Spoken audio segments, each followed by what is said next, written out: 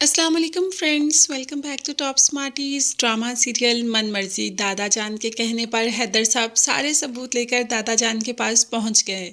अब जैसे ही दादा जान ने सबूत देखे तो उनके पास तो कोई चारा ही नहीं था कि इस बात से इनकार कर सकें। सारा निकाहनामा, बर्थ सर्टिफिकेट, हर चीज़ तो हैदर साहब ने उनके सामने लाकर रख दी। जब ही हैदर साहब ने जाना चाहा तो हादी ने कहा मैं आपको छोड़ दूंगा, और घर जाते ही हैदर साहब ने हादी को चाय के लिए भी रोक लिया। वो क्या जानते थे कि वहां पर ज़ारा भी मौजूद है। हादी ने ज़ारा से बात की और कहा कि अब दादा जान तुम्हें झुठला ही नहीं सकते क्योंकि सारे सबूत हैदर साहब ने दिखा दिए। अब दादा जान को तुम्हें अपना तस्लीम करना ही पड़ेगा। जिस पर ज़ारा कहती है ये ज़बरदस्ती के रिश्तों की कायल नहीं हूँ मैं नहीं चाहती कि मैं ज़बरदस्ती किसी की ज़िंदगी में शामिल हूँ। तो तब हादी ने कह दिया कि ज़ारा वो घर तुम्हारा है, सफ़ीना पुप्पो का है, और तुम सफ़ीना पुप्पो की बेटी हो। इस रिश्ते से वो घर तुम्हारा भी है और अब तुम्हें दादा जान कभी भी रद्द नहीं कर सकते। दूसरी तरफ वो हैदर साहब के पास आती है और उन्हें कहती है कि वो बहुत लकी है कि उन्हें आप जैसा बाबा मिला जिसने इतनी अच्छी तरीके से तरबियत की। नाज है उसे उसकी तरबियत पर। वो हैदर साहब को कहती है कि मैं आपको कभी भूल ही नहीं सकती। आपने मेरी ऐसी तरबियत की जैसे मेरा सगा बाप भी ना करता। इसमें तो कोई शक नहीं कि हैदर साहब ने ज़ारा और मंशा में कभी भी फ़र्क नहीं रखा और हमेशा ज़ारा को सगी बेटी की तरह ही प्यार किया। मगर आज ज़ारा के भी दिन फिर गए। एक तो हमज़ा की मोहब्बत मिल गई और दूसरी दादा जान की मोहब्बत और माँ की मोहब्बत भी मिल ही जाएगी।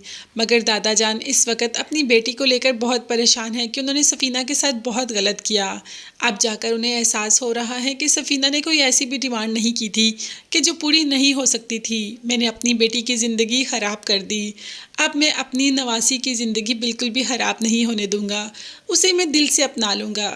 दूसरी तरफ ज़ारा दूसरे ही दिन अपनी माँ से मिलने पहुँचती है तो घर वालों से कहती है कि आपने तो उनको बांदी बनाकर रख दिया।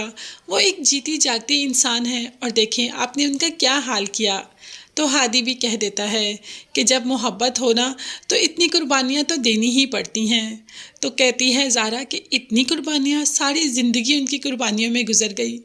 दूसरी तरफ अगर हम बात करें तो मंशा की माँ तो बहुत परेशान है कि हैदर साहब ने तो हमेशा सबके लिए अच्छा किया, तो उनकी बेटी के साथ इतना बुरा क्यों हुआ। उन्होंने किसी की बेटी को अपनी बेटी समझा, इतनी मोहब्बत दी, तो उनकी बेटी के साथ ये सब कैसे हो गया।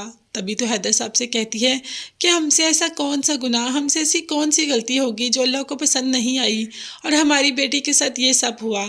आप बताएं ना हम क्या करें कि हमारी बेटी भी राह रास्त पर आ जाए। तो फ्रेंड्स, मंशा तो बहुत जल्द ही राह रास्त पर आ जाएगी।